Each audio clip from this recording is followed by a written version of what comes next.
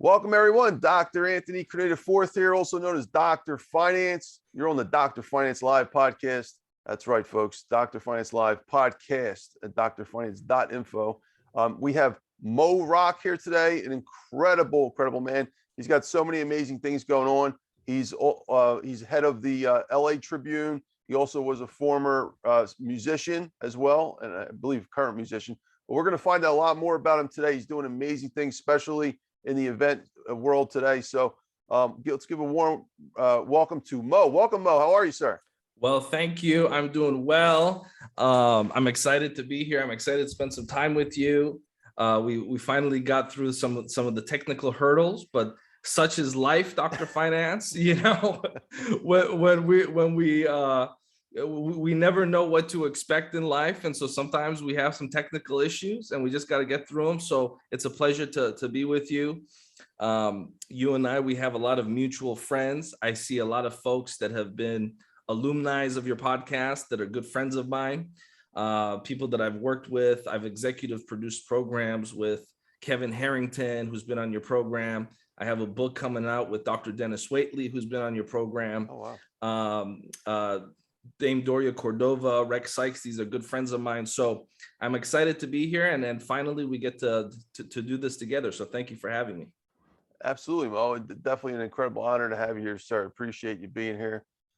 So Mo, I'd like to just start out briefly with your quick story, where you were from, and then I want to talk about your event. And then I have a series of about 15 to 20 questions, maybe about a half minute to a minute each. I think, and we can finish up, make good Sure. time. Well, I was originally born in the great state of Minnesota, which is a lovely place to grow up. It's very Americana. But for someone ambitious, for someone that wants to explore the world, like any other small town, someone that grows up in suburbia, at some point, it can feel kind of like you're a goldfish in a small cup, and you want to go explore the ocean. So I've now been in California for going on almost a couple decades, which was a good decision on my part. And, I had a chance to explore a bigger environment. And you mentioned the fact that I do have a background as a musician. It was actually my first love in life, my first passion in life. It was what my first inspiration was. And I was lucky and fortunate and blessed to have some good mentors, some good people that guided me in the right direction. And I had some success at a pretty young age in different markets around the world as a music producer. I was able to earn a plaque and have a gold record and work with a lot of big artists that are well known in different regions of the world. We here in the United States, sometimes we forget that there's a world outside of this country, right?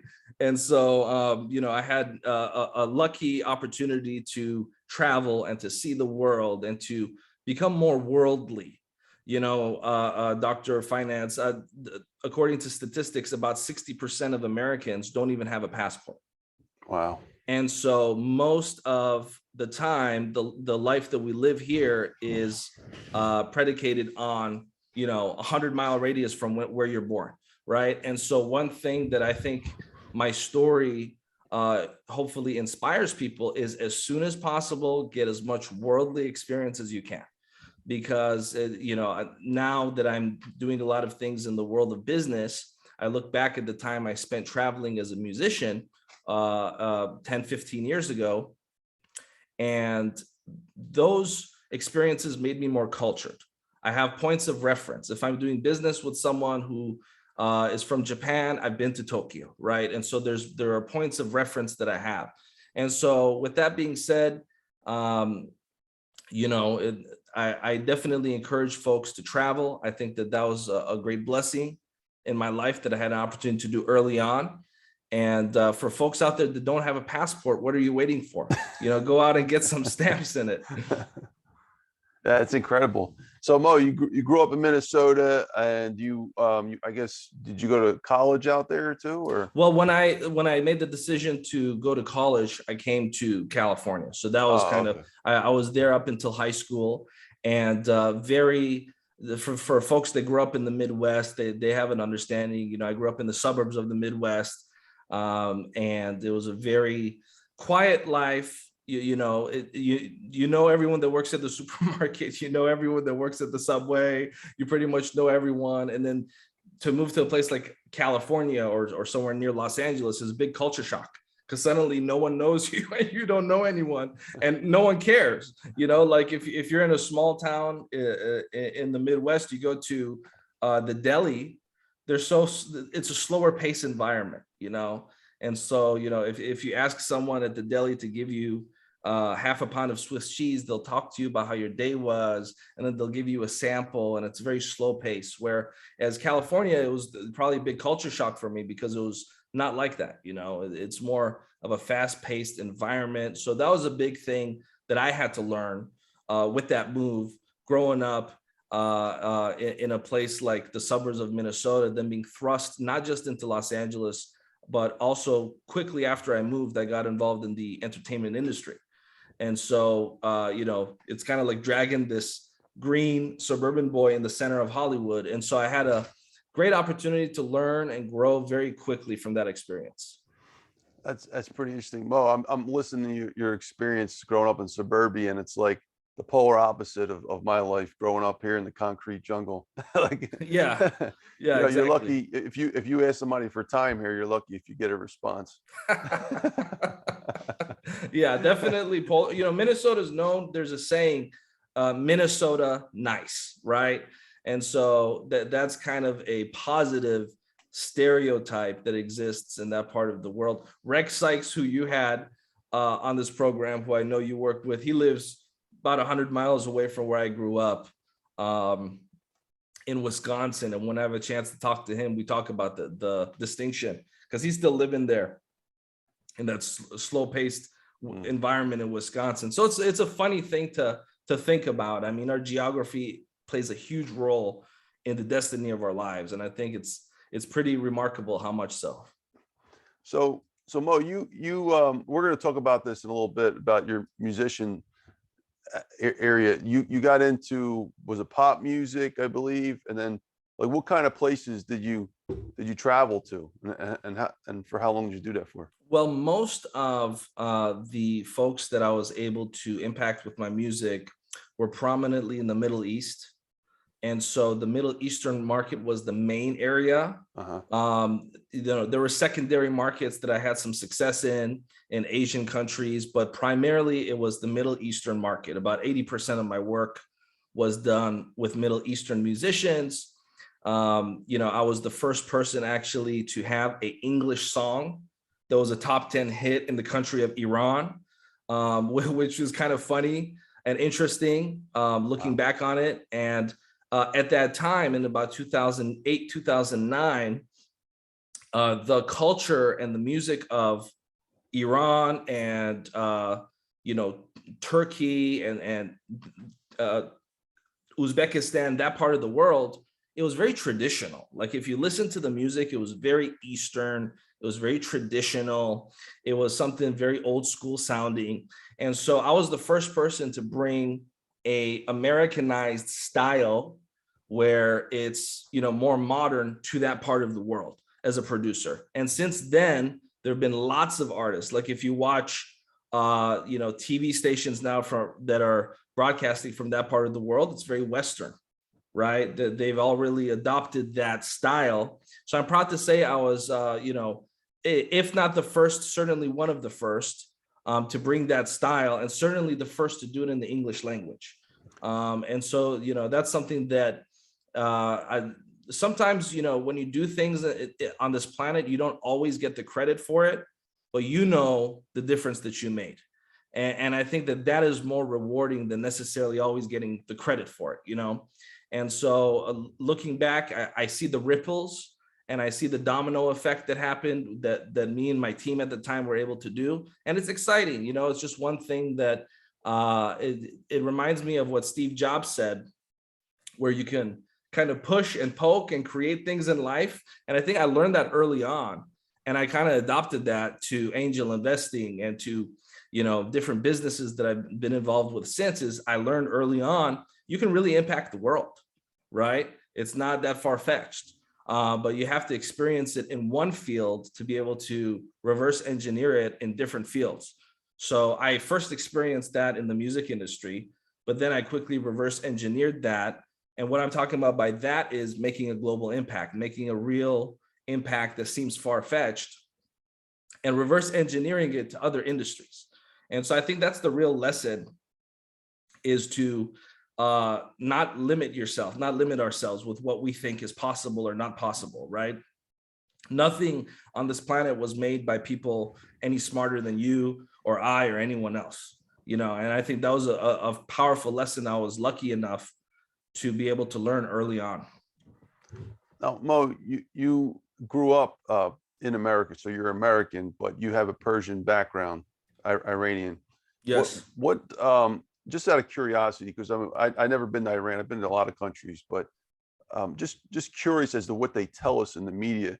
What is your feeling? What is Iran in your opinion? What is it like right now? Is it more like modern, like Western, like the way we think it is, the way we act right now, or is it the way a lot of media present it, which is kind of very traditional still? Well, it's funny because I actually am banned from the country.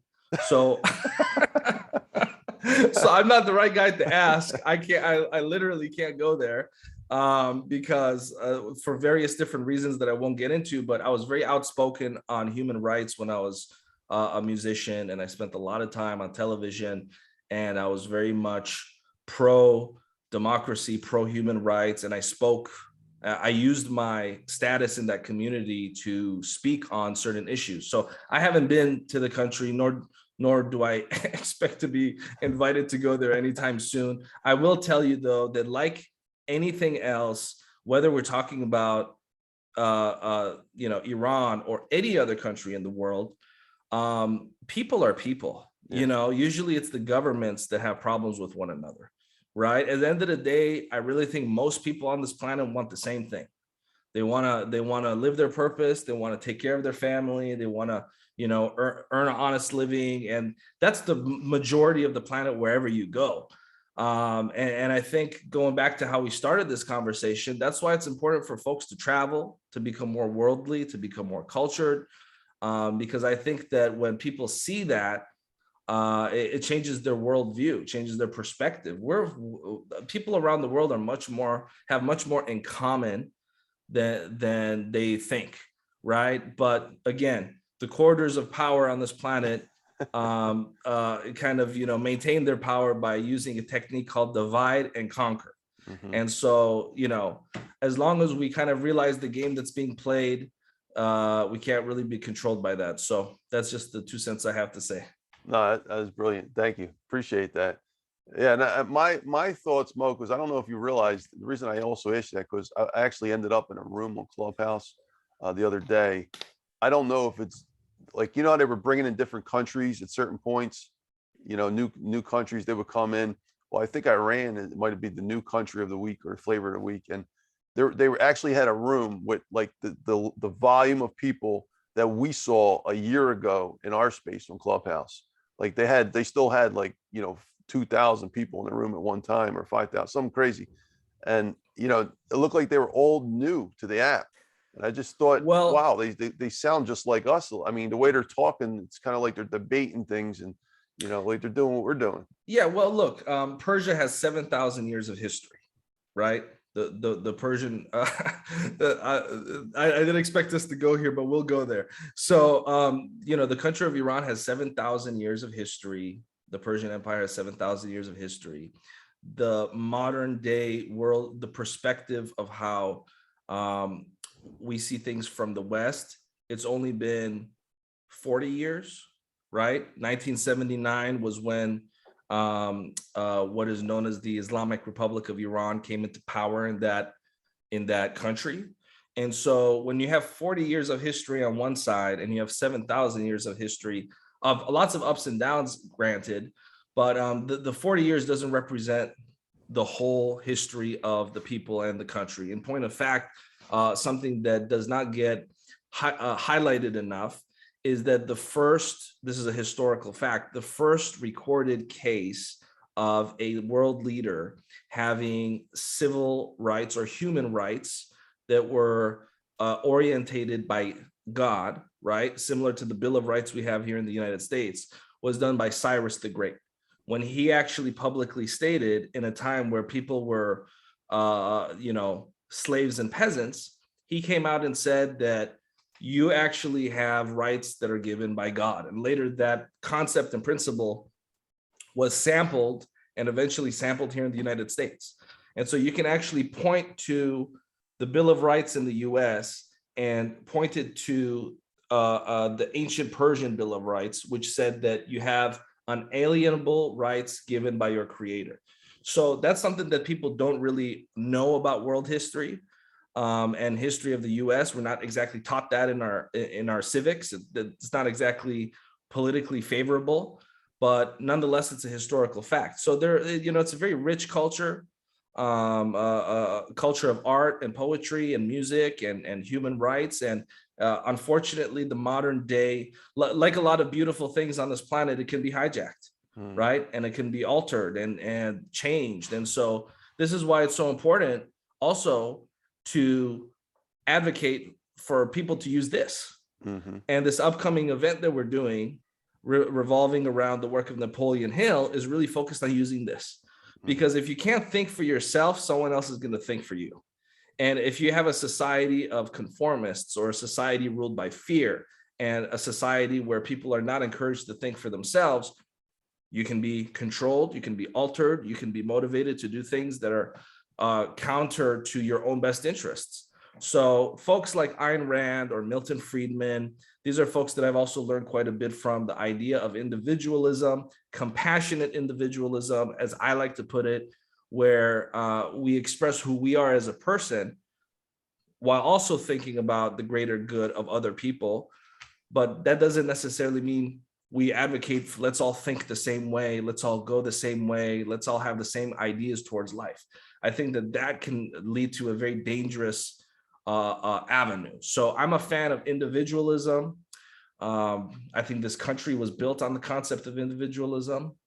And so with that being said, when we see what happened in Iran or what's happening in other countries around the world, conformity is a dangerous thing. The crowd thinking, these are things that usually don't end well.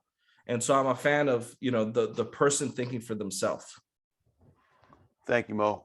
Incredible response. All right, Mo. So I'd like to just position deep into the next segment. We're going to get to your event in just a moment. Do you have any books that you have co-authored or authored or anything you want to highlight? Well, I am co-authoring a book with Dennis Waitley and Adora Evans and a few other folks that's coming out at the end of this year called The Way of Winning. And as you know, Dennis wrote The Psychology of Winning. And so we're excited to be part of this project with him. And it looks like it'll be slated to come out December of this year, possibly January, but either the last quarter of this year or first quarter of next year. And so that's a big book project. I've had some books out that I pulled off the market because I'm doing a book with a major publisher. And so the books that I put out, independently, I've taken off the market for now. So there's some stuff circulating. But with that being said, I'm putting my focus in this in a separate book called Leadership Codes that's also coming out. And so I'm working with some very big people in the publishing business with that one. And so, I've had some stuff independently. I have a lot of blogs and things that are available, circulating, but the main things are coming out soon with Dennis Waitley, as well as the independent book that I'm also excited about. Thank you, Mo. And by the way, everything that you might have heard about me, I'm actually a writer first, like a scientist, a writer, because I like writing. All this came as a byproduct of that. So if I can help you out in any way with this book or the other ones, whether even it's a preface or forward or whatnot, or anyway, absolutely. Thank you. Open to it. Absolutely. Thank you for that offer. Yeah. Thank you, Mo. And then I'd love to get into your upcoming event. Well, you actually got two we're going to talk about. We're going to talk about the Clubhouse one too. But we'll talk about that in a little bit. Let's talk about your Think and Grow Rich event. Maybe a few minutes on that. Totally. So, first off, a lot of the folks that have been alumni of your podcast and your Clubhouse room are part of this upcoming event. I'm blessed because we get to work with the CEO of the Napoleon Hill Foundation, and we get to be associated with this brand, this great Think and Grow Rich brand, which not a lot of folks have the opportunity to be associated with. And so with that being said, I think you've had Kevin Harrington on your podcast. He's one of our speakers and one of the contributors of the program. Dennis Waitley, Doria Cordova, Don Green, Sharon Lecter, DeMartini, a lot of folks that you've worked with, we're also working with. And so I'm excited. I know you've worked with Les Brown. He's also part of it. And what we're really doing, Dr. Finance, is we're going to spend a few days and we are going to work with some of the top thought leaders of the world. And we're going to go over all 17 of the principles of Think and Grow Rich. And we're going to find out collectively how these principles affect our lives mentally, relationally, financially, physically, and even spiritually. Because a lot of people forget that Napoleon Hill was a very spiritual man. If you actually read his work, it's very esoteric. Yeah. Sometimes it sounds very mystical, right? And so it's not just about the dollars, it's also about the spirit. And so I'm excited for it. People can actually register for it. If they go to richtour22.com, they can register. It's a free event. We're doing it as a community service. And, I'm excited to be a part of something that I know is going to impact the world in a positive way. Our last event that we did has been seen well over 100,000 people. And what's interesting about the last event is we didn't know that while we had incredible speakers like Brian Tracy, we didn't know that it was going to be Bob Proctor's final event. And if you actually look at his illustrious career of 50 years, to think that, after half a century of being a speaker, his last actual event that he would be a part of would be one that myself and my partner executive produced is pretty crazy to think about. So I was really, really blessed to be able to work with Bob Proctor in his final few weeks while he was on this planet. I think just a few weeks afterwards, he transitioned. He's truly a remarkable being. I think that someone like him is a good example of a life lived right.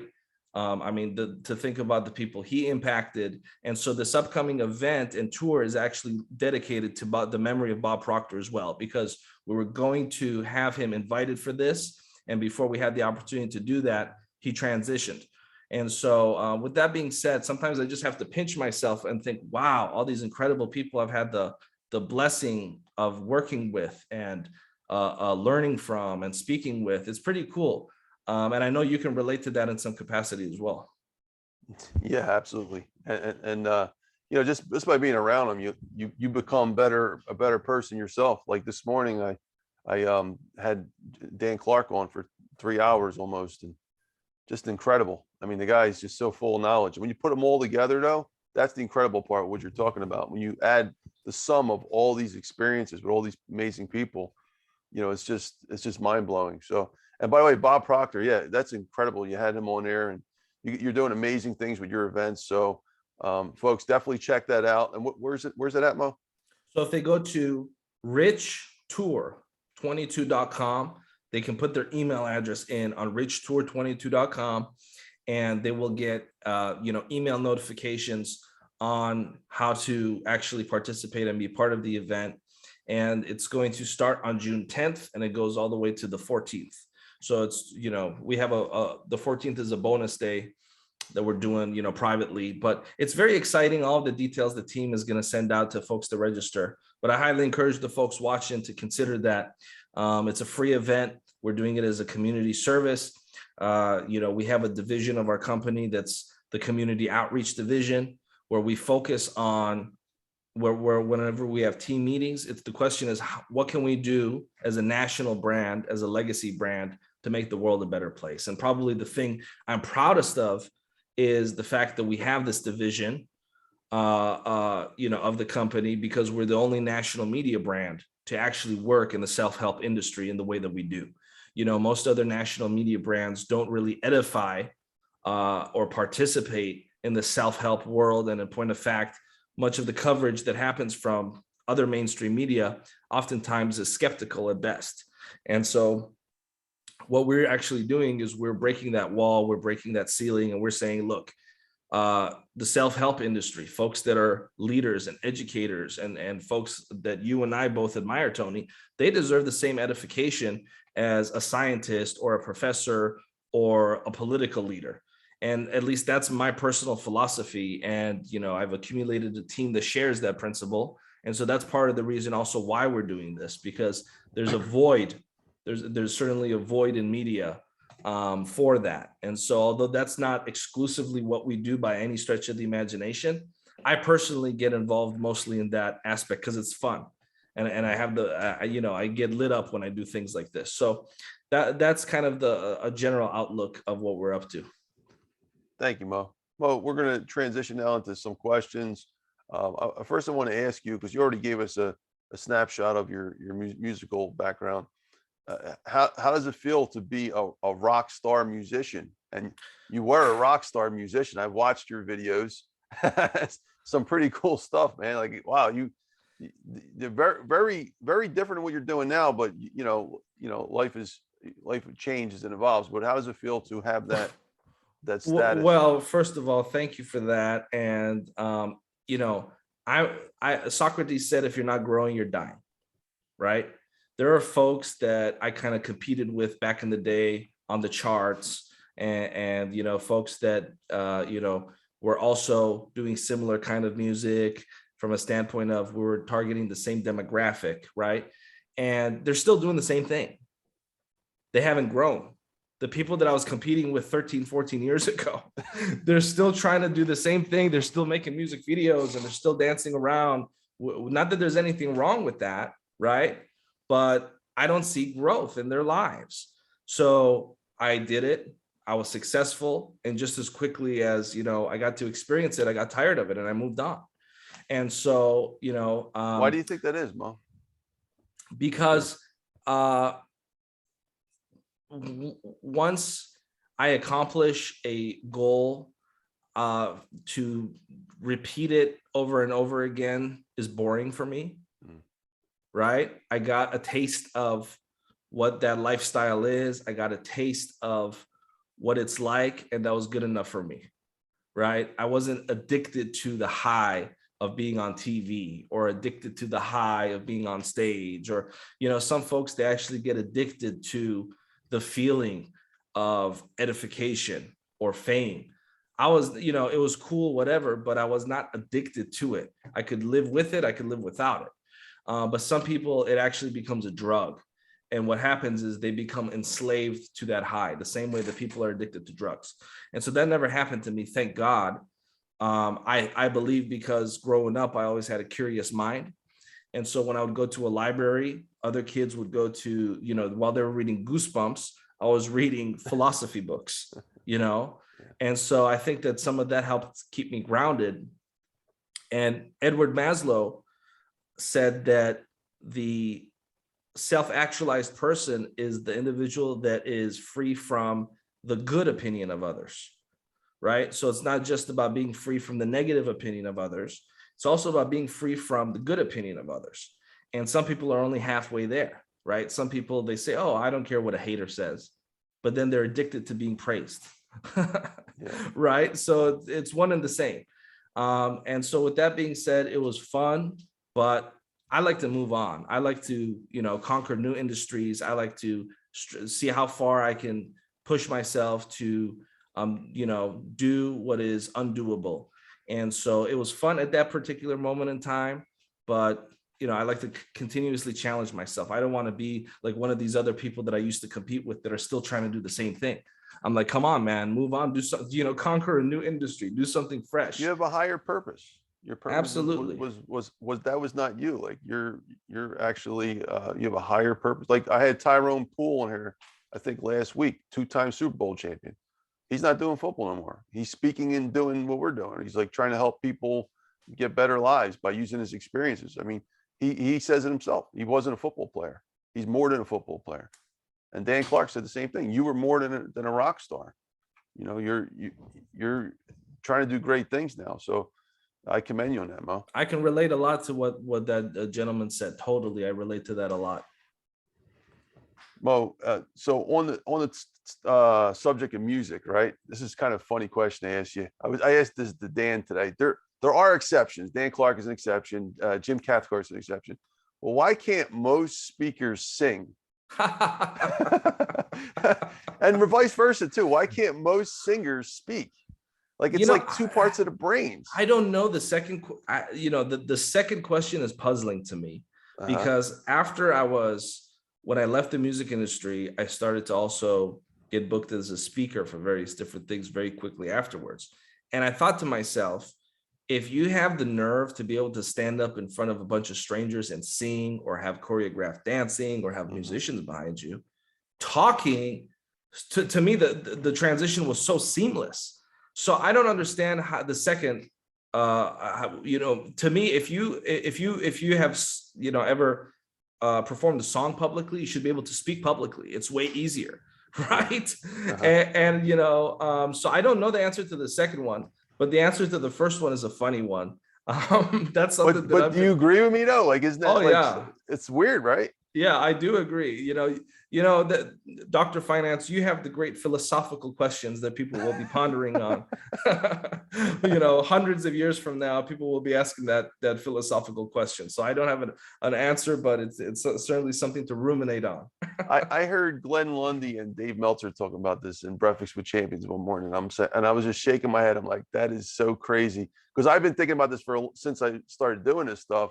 Like I can't sing. And most of the people that I see in Clubhouse that are speaking, that are big speakers, like even my co-host, Diamond Diva, she doesn't sing. Forbes Riley, she says she don't like to sing really.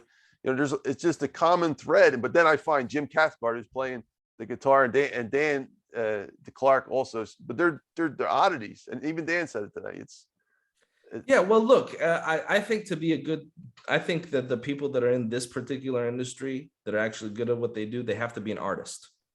Because there are only so many universal principles, right? Yeah. And to take a universal principle, but to be able to have it land in someone's heart, in someone's mind, in someone's spirit, and to be able to enroll someone emotionally, there's an art to that. Forbes was a friend of mine and a friend of yours, and it's so funny because you bring up her name. We were both. We spent several days together doing a seminar that actually Doria has owned for a few decades. And part of what we were doing together, one of the exercises we did was a personality test. And there's about 100 people in the room.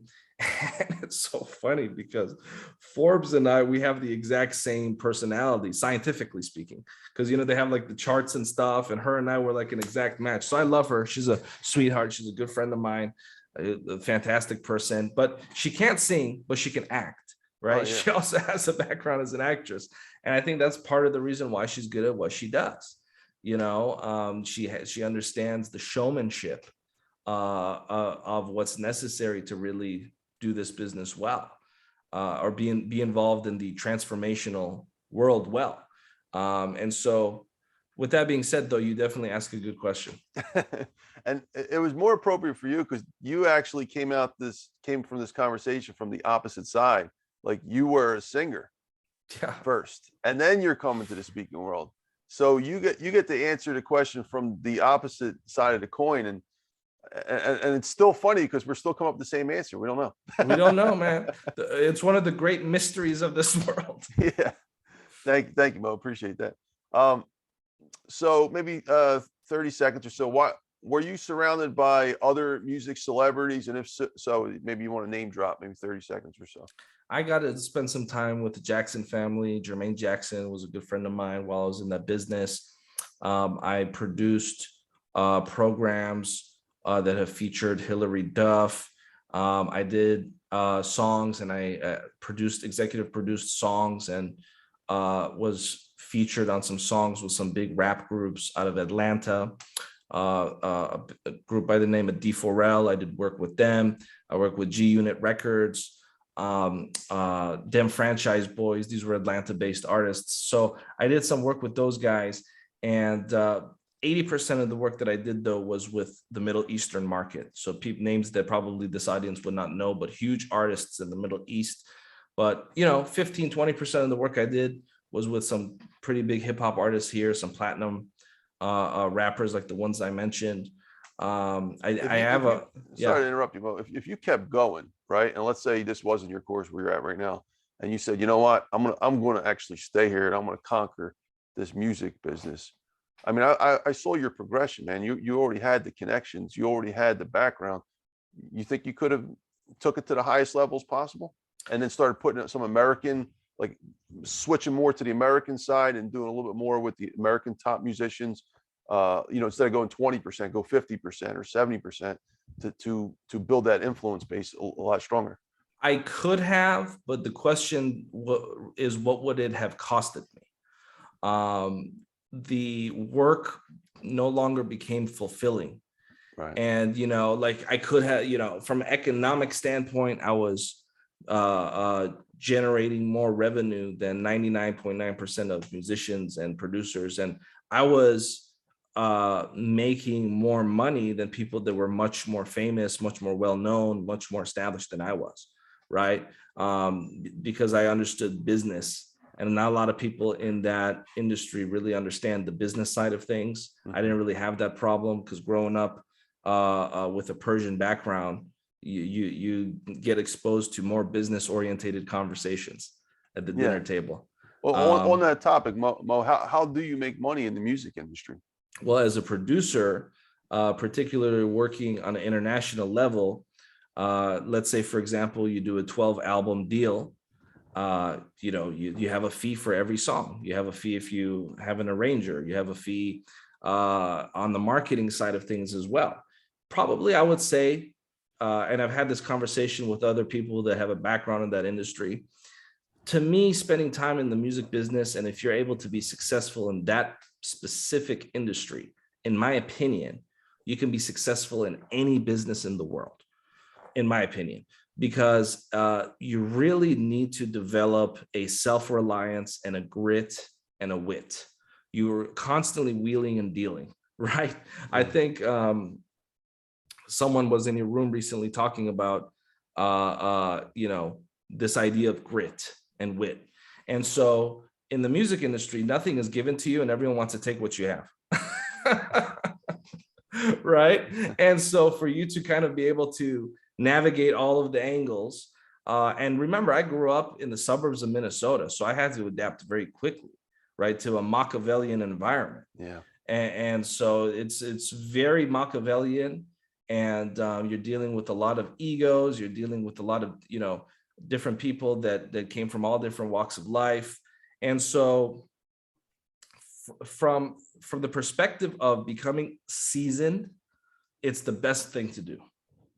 And if you can make money in that industry, everything else is easy, honestly, because that is a tough business to be in, where you always got to watch your back. Anyone that if you speak to other musicians or producers or people that have been in that business, they will tell you the same thing. So, as someone that comes from the school of thought of Buckminster Fuller, who speaks on the concepts of integrity and making the world a better place, the question that I would have to ask myself is, at what cost am I in this business for? Yes, I can make a good living. Yes, I can have fun, but am I making an impact? Why would I want to be in a business where I'm always have to look behind my back constantly? So, it was good for a life lesson, in my opinion. It is more valuable than a Harvard MBA. That's just my personal opinion. I've met a lot of Harvard MBAs and they don't really impress me, but people that have earned a high income or a high living in the music industry, and I have a conversation with them, they impress me. They have a little bit more, understanding of the real world or being in the trenches versus folks that kind of just study things in a room. So those are just some 2 cents. That's great. Thank you, Mo. Mo, next question. How important is music? Maybe a minute or less. Well, everything surrounding us is vibration. One of the 7 Hermetic principles is the law of vibration. And so, for example, once someone that I've spent many hours with on the air in conversation, and who's also speaking at this event, is Joe Vitale. And he's best known for The Secret and the Law of Attraction. I think I'm pretty sure he's been in your room as well.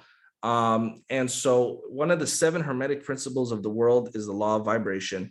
The law of attraction is not really a law. It's actually technically a subset of the law of vibration. And so everything surrounding us is made up of, vibrational frequencies. And that's all music is. Music is being able to capture a certain combination of vibrational frequencies in a digital form, or on a record, or on a piece of paper for people to repeat. So music is just a piece of life being expressed. So it's very important, because you can actually create a feeling that someone else has never felt before. There are people that are, if you look at children in poverty around the world, sometimes the only thing they have is a good song to get them through the day, because the evidence around them may not be evidence of hope or love, but that song has that vibration of hope and love. So actually, in ancient times, in ancient Greece, they banned musicians from being able to make music unless you had a license from the government. Going back to Iran, Iran actually bans musicians unless you have a license from the government. And so people that have power in this world understand the power of music, because they understand the power of vibration. I like the part that you said earlier, that the music can create new feelings in people like that was never felt before, which is an interesting observation. Thank you, Mo. Appreciate that. And next question about music. While we're on it, any plans to make more music in the future, considering its importance? Maybe in the future. Yeah, I mean, look, I took about a 10-year break from making music, and I've started to dabble a little bit in it. And at this point, it's mostly a hobby, and it's mostly fun. And I do have an album that I'm making. Actually, Joe Vitale inspired me to get back into music, because he writes books and speaks and does all these incredible things and runs a business. And he's out here also, I don't know if you know this or not, but he's also putting out albums. Yeah, and do you know his band? How incredible his band is? He's got like some rock stars in his. He has legends in his band, and so he actually, kind of funny enough, inspired me to get back into it. And so, and you're absolutely right. I think his drummer was like in like some super famous rock band that I can't remember right now. Yeah, but, it was what do you call it?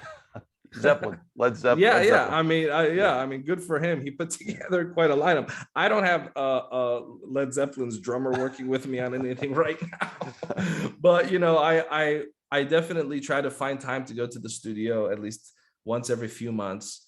And if anything at all, it's very therapeutic and fun to have that creative expression still part of my life. Even though it's not something I do on a daily basis like before. I still have love for it, and I still do it when I can. And yeah, I have Joe inspired me to get back into it. And at some point between the book with Dennis Waitley and these events and running a media business, I hope to also put that album out under our publishing division. So yeah, anything that is creative, I think that if you have a creative itch, it's good to kind of scratch it. Thank you, Mo. Mo, I'd like to pivot for a second, talk about the LA Tribune, which you're a part of. I believe you're the CEO. I don't know if you're the owner too. You're also the owner, right? I own the majority of the company. Yes. Oh, okay. So can you tell us a little bit about the history of the LA Tribune and your role in this company? Like, why did you go into this Well, the brand name is a name that goes back to 1886. Actually, at one point in time, the Los Angeles Tribune and the Los Angeles Times were one company, and they parted ways. The partners in the late 1800s had a difference of opinion on the direction of the paper, and so they parted ways. And it was kind of like Pepsi and Coke for a while. And consequently, when myself and my partners acquired the rights to the name a couple years ago now, 2-3 years ago, it was a great opportunity to have and acquire, from my perspective at least, a legacy brand. One thing that there are only so many number of in circulation are legacy brands. There's an infinite number of potential businesses. Anyone can have a media company, anyone can have a marketing company, anyone can, have a restaurant, but there are only so many legacy brands, right? And so I think Ty Lopez, maybe a year ago, acquired Pier 1 Imports. And I sat back and I saw that and I'm like, that was a brilliant, brilliant move. And maybe if someone down the line, for example, purchases the rights to the Blockbuster name, I think that's a brilliant, brilliant move. But it requires an entrepreneurial way of thinking to see it that way, because the average everyday person may not understand the power or the value of a legacy. And so when I saw that opportunity, I ran for it, and I went, we accumulated the right partners and we did it the right way. But that's really the main value of having something that has its history. Is it's not just a brand, it's a legacy brand. And if you actually look at the state of the country, there are approximately 20 metropolitan cities. All of these metropolitan cities have between 1 to 3 major news outlets, right? Yeah. And the two biggest markets are New York and Los Angeles. And so to be able to be associated with not just one of the metropolitan cities, but a legacy brand attached to one of these two cities was really something that I'm grateful to God for. I actually attribute it to my faith in God. I attribute, a lot of the opportunities that I've had to being on this purpose, on this journey. And that's just my personal outlook on it, right? Is that, a lot of these opportunities were just blessings from God that I'm grateful for. I can't always explain all of the things that, how certain things fell into place, other than to just give credit to something greater than myself. And, I see myself, although on paper I am the CEO and the owner, I see myself more as a steward than anything else, because the Tribune was here before I was born, and the Tribune will be here long after I'm gone. And the only question is, whose hands will it be in? And while it's in someone's hands, will they be making a positive impact? For instance, we are the only name that had a African-American female editor-in-chief back in the 1940s. So we were actually the first newspaper to do that. And so today we're the only national brand to do free community outreach programs and edify and bring the self-help world to the general public in a proper way. And so we've always been cutting edge. We've always been outliers. And I don't think it's an accident that my life path led me to this particular newspaper brand. And so, like I said, I'm a little bit of a mystic myself, kind of like Napoleon Hill. I try to be practical, but I also have that mystical element to the things I do. And so, although we're a national brand and we have a magazine and paper that covers sports and politics and whatever, the programs that we do that have the best-selling authors and the speakers, that really is what just I'm so passionate about. And that's really the what makes us different than all other national brands, because we're the only one doing it. Yeah, and you're doing podcasting too on this with Rex Sykes, I believe, right? Yeah, I mean, he certainly, we are actually sponsoring his show. Oh, sponsoring. And so there are a few folks out there that have their shows, but we sponsor them, and because that is what we want. We want that ripple effect on the planet, and we want folks like Rex Sykes, who, in my view, is a legend in his own right, a underappreciated legend. Someone that, who he may not be the most well-known person in the business, but the well-known people know about his work. Yeah. And in many cases have taken his work and duplicated his work and copied his work and put it in books. And so, for someone like myself, who kind of has the perspective of a geologist, I notice people like Rex Sykes that maybe other people don't really notice the significance of them. And so for me to be able to sponsor him and help distribute his program, it's an honor for me and people like him that are out there making a positive difference. That does my heart glad. Thank you, Mo. Appreciate that. Mo, just want to switch to actually, let's finish up. LA Tribune. What's the future of the LA Tribune? Like, what are your plans for that? Well, I think that the future of all media is going to look very different. And people today have to use their imagination to kind of grasp how different it's going to look. The centralized system that has existed, I believe, will be dissolved. The future of media will be a multitude of different pockets of media where individuals will be, adopting their worldview from who they choose. And on one aspect, that could be a good thing. But on one aspect, my concern is that it creates an echo chamber. Because right now, whatever your worldview is, politically, geopolitically, what have you, you can actually find folks that have that exact same perspective, and you can create an echo chamber because most people are actually getting their news from social media. So if somebody is following 5 influencers that have one political ideology, that actually doubles down and triples down the particular worldview that they have, as opposed to having a multitude of different avenues of information so they can get a more worldly perspective of the world. So I think that the future of media is going to be primarily echo chambers for individuals, which is why it's so important for people to educate others on individual thinking. Going back to what we talked about earlier, thinking for yourself, not always listening to everything that the media tells you, or being open to alternative sides of issues. Consequently, I also think from a technological standpoint, we're heading towards, I think what people have been calling the quote unquote metaverse, which I'm not a fan of that name. I really just think it's the concept of virtual reality taking the place of the screens that we're currently using. That's something that definitely is going to happen. And what that is going to look like is yet to be determined. But certainly between all of the options available for people and the technological changes, it could either be very good for humanity or it could be very harmful for humanity.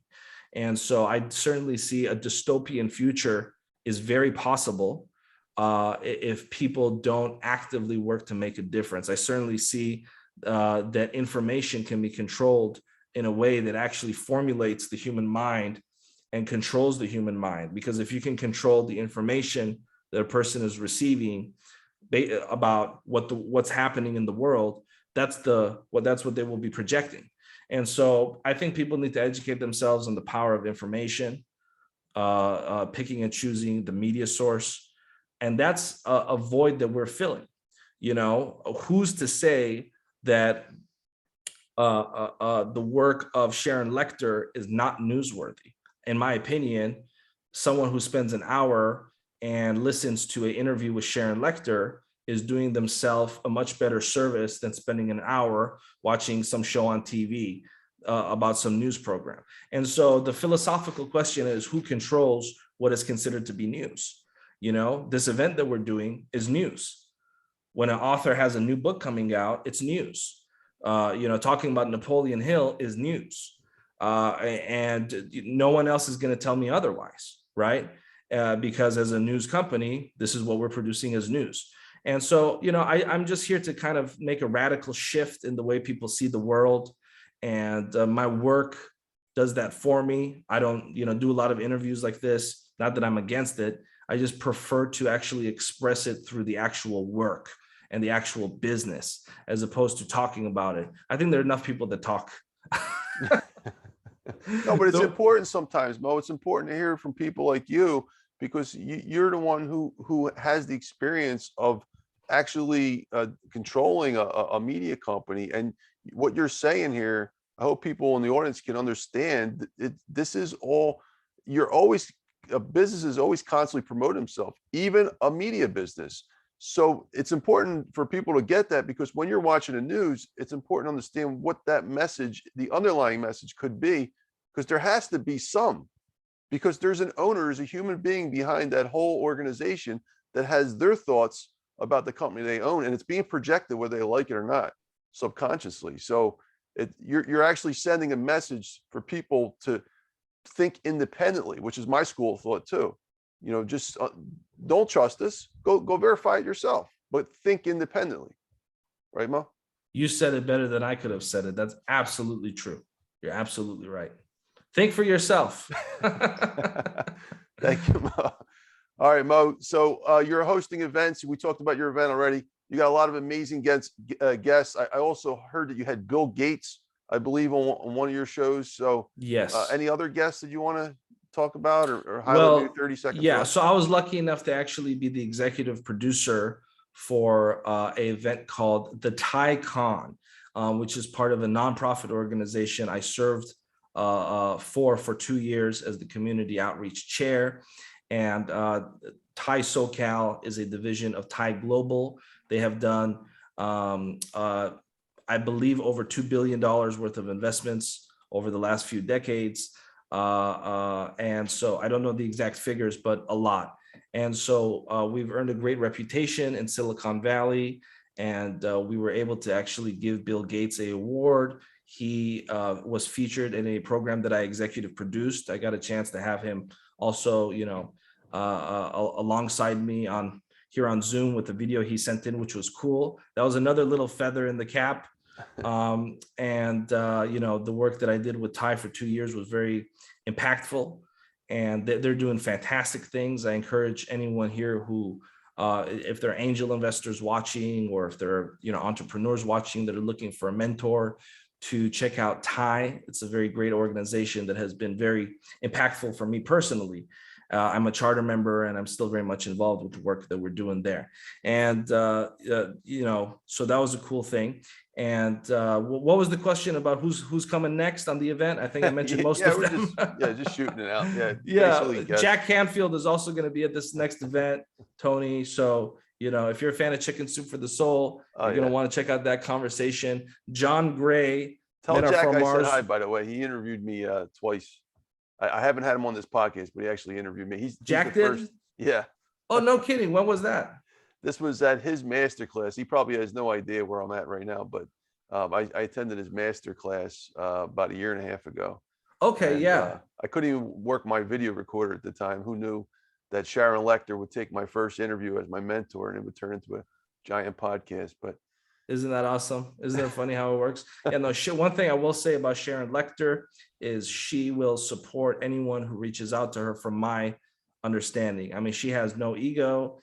I've seen her just help so many folks, and our community outreach division actually has a lot to owe to her. She was one of the first people to work with us when we started doing events. So I have a lot of love, respect for Sharon Lecter. We actually gave her a Lifetime Achievement Award. Oh, that's great. There's only a handful of folks that have it.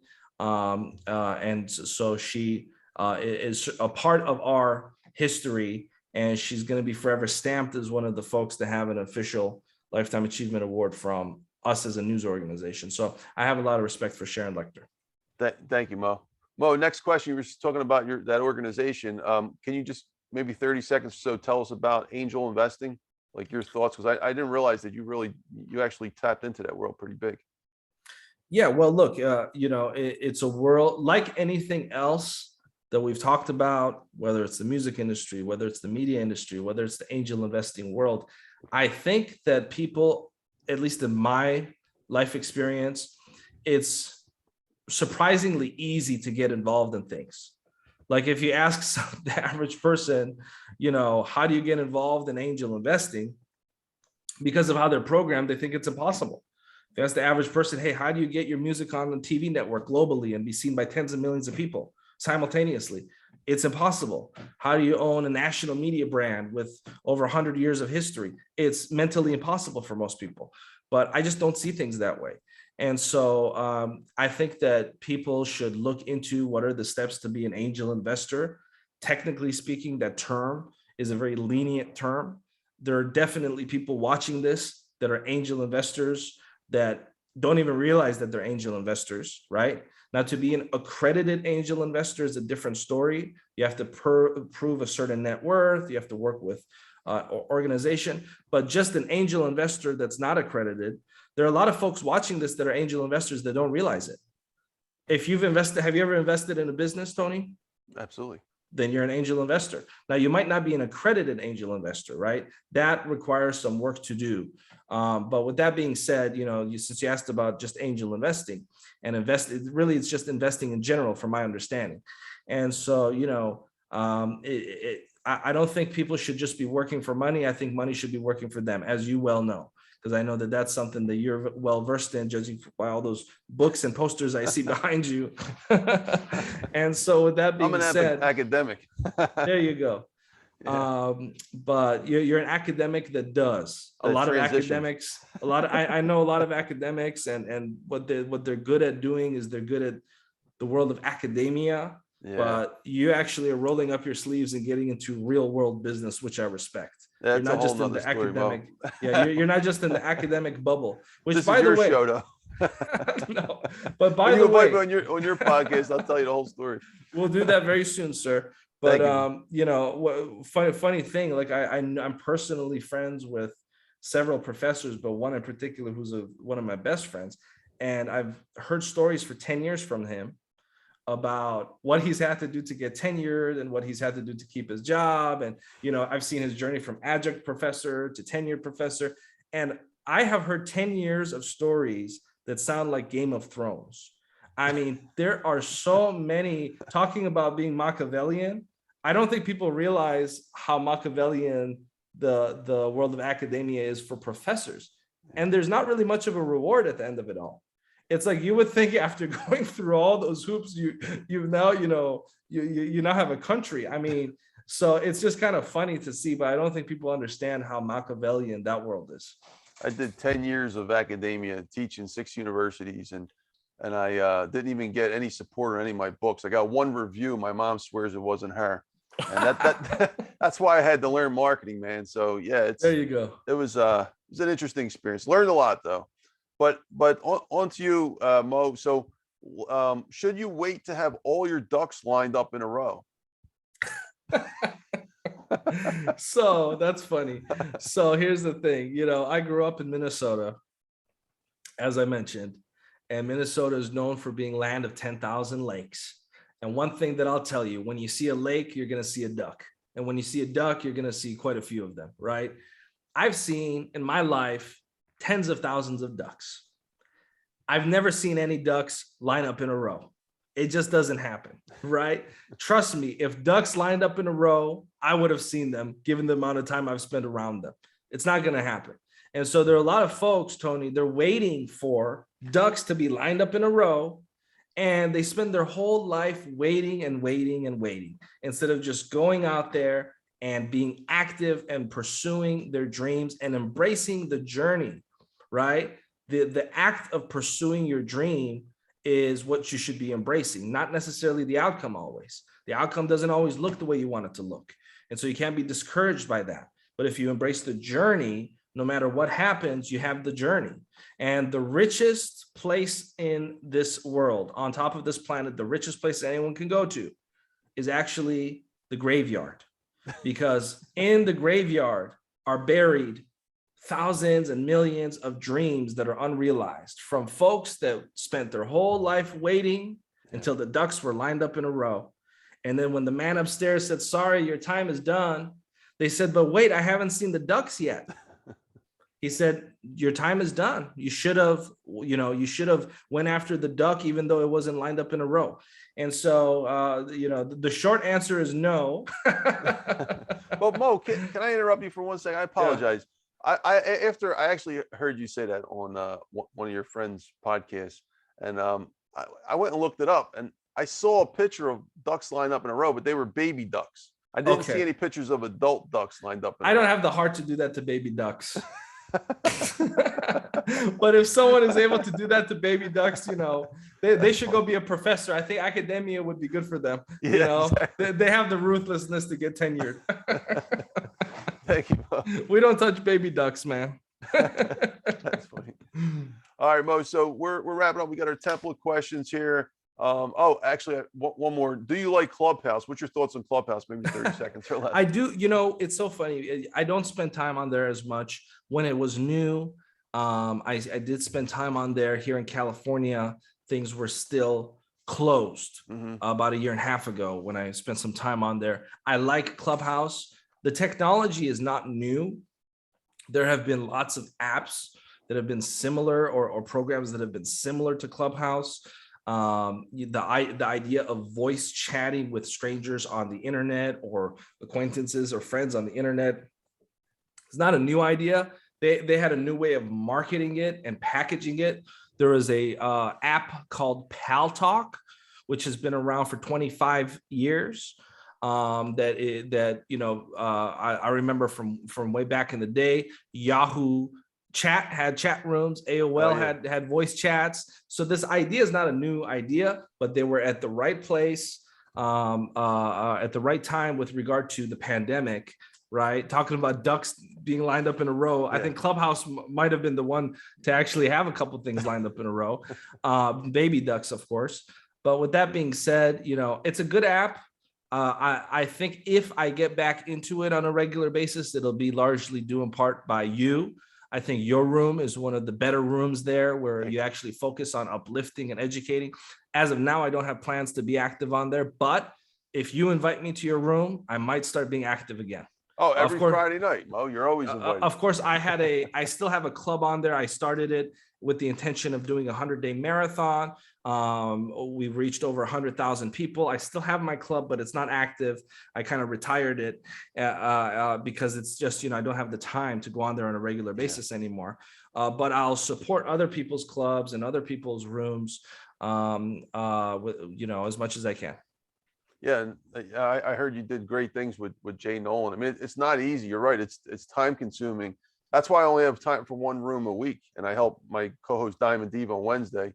But that's it. Like I'll pop in here and there. And the work that I did there was not my work or anyone else's work. It was truly community. It was no one had ownership of anything. It was just hundreds and thousands of people coming together, sharing their thoughts. And so, you know, the only people that own anything on that app are the people that own the app, right? And so just like any other social media, you have lots and lots of different people coming and contributing, and no one can really say that they own anything on there other than the owners of Clubhouse. I don't own you know, I'm on Instagram. I don't own anything about Instagram.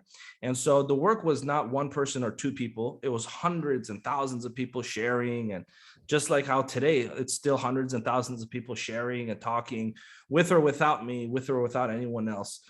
So it's a beautiful tool for human beings if it's channeled the right way. I think you're doing that work now. Thank you, Mo. Appreciate that. All right, so we're going to get into some template questions. I know you want to you got a next appointment next, so I have just this basic standard questions, maybe 30 seconds or less each, and we can wrap it up real good. Can one book change the world? 20-30 seconds. Yeah, we've seen it time and time again. The Bible changed the world. The Torah changed the world. The Quran changed the world. You know, many different religious books changed the world. The Tao changed the world. You know, and in 3 weeks, I'm going to be speaking to Jack Canfield, Chicken Soup for the Soul. You can say changed the world. You know, we'll be talking to Sharon Lecter, Rich Dad, Poor Dad changed the world. Joe Vitale will be, you know, at this tour. The Secret certainly changed the world. And so absolutely one book can change the world. One song can change the world. One interview can change the world. One person can change the world. The person listening to this can change the world. And there's no rules as to what that has to look like. So totally. Thank you, Mo. Appreciate that. Next question. What role has networking played in your life? Maybe 20-30 seconds. Everything. Everything that I'm still able to participate in, I attribute to networking. 100% of it. I'm certainly not the smartest person in the room, not the most educated person in the room, as far as institutionalized education goes. But you know, my my blessing and the gift that I've been given of having good people around me, and the gift that I believe was given to me by God of being able to just attract primarily the right people. Every once in a while, a scumbag slips through the cracks, but that's life, right? Most of the people around me are very good people. And so with that being said, that's just a gift given by God, and a blessing. And something that I always tell the universe: keep bringing the right people in my life, please. I welcome it. I'm grateful for it. I believe whatever you show gratitude for on some cosmic level appears more. And so I'm just grateful for all the lovely mentors I've had in my life, that I still have in my life. And everything is networking, man. Honestly. As an extension of that question, Mo, is mentoring important, and who are some of your mentors? I consider Doria Cordova to be one of my mentors. Here's a good book that she wrote called Access to Cash. I consider a lot of folks my mentors from afar. I have mentors that I never met because they died hundreds of years before I was born. I consider Marcus Aurelius a mentor of mine, even though I've never met him. I consider Theodore Roosevelt a mentor of mine. I have here on my desk, I don't think you can see, it's blurred, a quote by Theodore Roosevelt called "The Man in the Arena." And I'll read the quote for you as we slowly wrap up here. And I think this is a good way to wrap it up. And if you have heard this, then this is a good chance to hear it a second time in a new perspective. The man in the arena. It is not the critic who counts, not the man who points out how the strong man stumbles or where the doer of deeds could have done them better. The credit belongs to the man who is actually in the arena, whose face is marred by dust and sweat and blood, who strives valiantly, who errs, who comes short again and again, because there is no effort without error and shortcoming, but who does actually strive to do the deeds, who knows great enthusiasms, the great devotions, who spends himself in a worthy cause, who at best knows in the end the triumph of high achievement, and who at worst, if he fails, at least fails while daring greatly, so that his place shall never be with those cold and timid souls that neither know victory nor defeat. Theodore Roosevelt. Wow. And so I have that here and I read it every single day of my life. And so I consider him a mentor because his words that came out of his soul and his mind are impacting me. And that's how I define mentorship. That's brilliant, Mo. I like that a lot. It makes a lot of sense. Mo, we're pivoting a little bit. What are your favorite financial books? Maybe 2 or 3. It includes money, business books. Yeah. Investing. So it's interesting because I have a tough time of differentiating psychology from money. I think money is more psychology than we realize. Obviously, if we want to talk about technical stuff, Rich Dad, Poor Dad, there's a series of books that Kiyosaki did. There's a book called Why We Want You to Be Rich that he did with the former president. And that's a very good book that I recommend people reading. To read. There's a lot of business books that have been, put out, ghostwritten, sometimes not ghostwritten, put out by the former president, who I think people should read, regardless of political opinions, regardless of politics. I'm not talking about politics, but if you actually read, for example, The Art of the Deal, I think that there are a lot of good things in that book that Again, I don't care about person's political views, but we're talking business. And that book has a lot of value for an entrepreneur. Oh, The Art of the Deal. Yeah, that's really good. But I think Tony Schwartz is the one who actually wrote it. Yeah, Tony Schwartz wrote it. I know he went on TV and made that very clear. So Tony Schwartz, The Art of the Deal, I think you should read that. And Rich Dad, Poor Dad. And I'm actually looking forward to reading your book, Economics and Finance. And I'm looking forward to that, and hopefully I can add that to the list when I'm done reading. Thank you. Yeah, which one you're talking about? The second, this one right here. I'm going to read the whole collection. Oh, okay. Okay. I'll send you a copy, Mo. Beautiful. All right, Mo, we're almost done. Thank you for hanging in there. Do you need money to survive? Maybe 20, 30 seconds. Yeah, you need money to survive. You need money to thrive. Money is very important in your life. Don't let anyone else tell you otherwise. If someone says money's not important, I respectfully, strongly disagree with them. I think if someone is listening to this and they don't think money is important and a big part of their life, I just don't even know what to say to that. They've never tried being poor. Well, well, look, I mean, I think that there is virtue signaling that is improperly placed to the idea of not caring about money. I don't think it's a virtue to not care about money.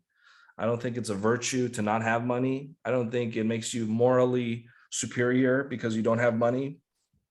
And yet there's that programming, money is the root of all evil, something that people constantly have in their subconscious mind around the world. And quite frankly, if we want to be real honest about it, Dr. Finance, there are people that are just not industrious enough to make money. And instead of developing industrious skills, they choose to simply take the moral high ground. And if we really want to break it down, people are picking a moral high ground as opposed to doing the hard work to become a person of value for society. If you become a person of value to society, I don't think money will be a problem for you, right? If you become a person of value and if you don't have emotional breaks, Brian Tracy promoted a book called Release the Brakes. And the concept is you can't have your foot on the gas and on the brake at the same time. The car won't go, right? And so you get your foot off of the brakes, right, so you can, push the gas and go full steam ahead. And so with that being said, money is not everything by any means, but it's one of the important parts of life, right? I see life in 5 categories, and all 5 of them are interconnected: mentally, relationally, physically, spiritually, and financially.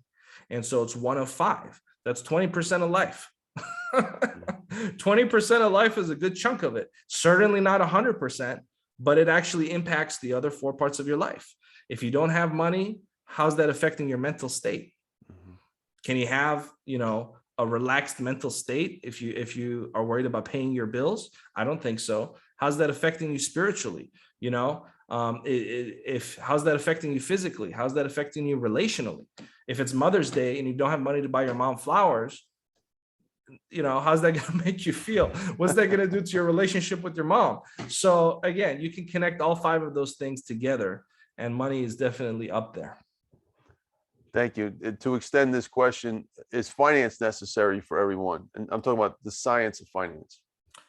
I think the science of finance is important for everyone. I think we live in a time period now where you really need people that understand that world to explain it clearly, because there's so much disinformation and there's so much chaos, and there are new financial, quote unquote, opportunities and institutions that are always presented, especially in the world of crypto and that whole thing that has now been introduced to humanity. I mean, it's a chaotic time. We've seen just last week people who had their entire life savings wiped out because Luna went to zero or went to almost zero, and these different cryptocurrencies crashed. And so there's a lot of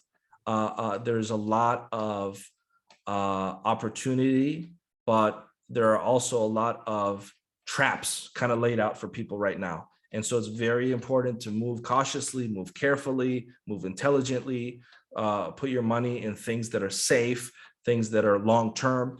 I personally believe that the greatest investment someone can ever make is in their own business, first and foremost. And then once you're done investing in yourself, in your own business, in your own endeavors as an entrepreneur, in my personal opinion, and this is not financial advice, I'm just sharing my personal outlook on it, whatever you have extra, you put in other people's companies, right? Before I invest in Berkshire Hathaway, I'm going to make sure that my own business is doing well first. And if I have an extra $1 million, I'm going to put that in my own business before I give it to Warren Buffett. That's just me. And as smart as he is, or if I put it in Tesla or any hot stock out there, whatever it is. So that's just how I look at it. No, that's brilliant. Thank you, Mo. And you're right on the spot. And by the way, the Luna point that you made up would have been resolved most likely if someone just would have studied a basic principle in finance, which is diversification. It's built pretty much the concept that built the whole new science of finance back in 1950. I think you would appreciate this. Milton Friedman, you brought his name up. I love it. he actually, I don't know if you noticed, but his student was Harry Markowitz. Harry Markowitz, in his PhD dissertation, Milton was his teacher, and Milton said, this isn't economics. He was right. It was finance. And over the course of the next 10 years, it became the science and diversification. His book was called Portfolio Selection. It was about diversification. So yeah, Luna could have learned from that 50 plus years of knowledge. Thank you. Appreciate that. A few more questions here. How important is having a purpose in business, and what is your purpose? So my purpose is to redefine how people see news and to uplift and alter the destiny of humanity in a way, in a good way, in a positive way, with integrity. And if you don't have purpose, what's going to happen, if you don't feel a sense of purpose with what you're doing, what's going to happen is when, and not if, but when you face a roadblock, you're not going to have the extra juice to go beyond the roadblock. If you are an entrepreneur, if you're going to start a business, if you're living life on this planet, if you're born, you're going to face challenges. And so the reason that a purpose is so important is because when you are living your life of purpose, regardless of what comes at you, you keep going. And there's no way in hell you're ever going to achieve anything if you don't have that ability to just keep going, like the Energizer Bunny, just keep going and going and going and going. I believe the three words that best define a success in life, the three words are persist, persist, and persist. And if you're not on your purpose, you're not going to be able to persist because you're going to go on to another thing and another thing and a different thing. I have a good friend of mine, I won't say his name, but in the last 6 years, I've seen him do 30 different jobs, and that's okay. Sometimes it's okay to discover and to adapt, to change, but he just hasn't found his purpose. And so whenever he has a tough time with the boss, he quits. Whenever, he doesn't make it as much money as he wanted to, he tries something different. But if you're living a life of purpose, you don't deal with those things. Yeah, no, that's brilliant. So you definitely need purpose if you want to have a successful business, you would say, right? Absolutely, 100%. Well, thank you. And what would you like to accomplish the next 10 years or so, and why? Maybe So 30 I would seconds. like to actually have the word news in the American public consciousness changed and redefined. And I want to be actually, it's not even a want, it's something that we're actively doing. And we'll continue to just do in a magnified way, to have uplifting, inspirational, and educational content a part of the mainstream news media. And so transformational material will no longer be something fringe. Conversations like the one you and I are having will no longer be something fringe. We're actually going to be announcing in 2 weeks, and I'll announce it here. We now have a deal with Apple TV. So a lot of our programming now has much bigger distribution. We're going to officially formally announce that in 2 weeks. And so we're planting the right seeds to where conversations like this conversation will be part of the American public consciousness. And so we're working to uplift consciousness through media. So how would you do that for a concept that we all watch, well, not us, but the world watches 2 hours a day, called Action News? Like here in Philadelphia, one of the largest cities in the country, okay? Action News is like, for 1 hour long, they tell you how you can almost predict it. I mean, they're going to tell you how many 3-alarm fires there were, how many murders there were, how many people got shot, like everything from the time it starts to the time it finishes. Well, 20 minutes before they finish, they get into sports and weather. But the first 40 minutes is all about death and destruction. So how do you incorporate that into which is the most commonly looked at form of news, I would think? What's the opposite of death and destruction? Life, construction. Life, construction. So what are some examples of something in society that increases life or increases construction? I'm asking you because there's 100 different answers, but I want your answer. I mean, you look at a lot of things that we're talking about, positivity and just being happy, show happy people. Yeah. A lot And so look, there's this old saying in media: if it bleeds, it leads. Yeah. Right? If it bleeds, it leads. I think that humanity is ready for something new. And I think that right now there are pockets of people that are tired of that. And especially the last 2 years, Yeah. I think people are exhausted by constant fear mongering by the press and by my fellow leaders in this industry. And I think that we have a fiduciary responsibility to provide facts. When something is serious, people need to know it's serious, but we don't have a responsibility to overdo it. And we have to understand what the line is. Mm-hmm. And so we need to inform the public, but not influence the public by putting them in fight or flight mode. Whereas the media has, because of the concept of if it bleeds, it leads, has gained the unfortunate habit of putting people in fight or flight mode. We're not interested in that. And so, and we're the real answer to your question also is, I don't focus on what other people do. Right. And so we're going to continue with good programming, and we're going to have our own answer to the voids that exist. And I think people will be very shocked, very surprised with the magnitude of the number of people that are yearning for something new in the coming 10 years. That's brilliant, Mo. I'm right with you. Anything I can do to support you. I love your mission. Last question. Let's talk about your legacy. So what would you like to be your legacy to this world? What would you like to leave on your tombstone? He came, he saw, he conquered. It's not original, but it's the best one I got. But conquered in a good way and made a positive impact. And, no one is perfect, but hopefully, looking back, I think the two people that matter most in our lives, Dr. Finance, mm-hmm. is not our mom, not our dad, not our two best friends, but the two people that matter most in our lives, and the two people we should focus on when we do whatever we do with our lives, is our 8-year-old self and our 80-year-old self. What would your 8-year-old self think about what you're doing today?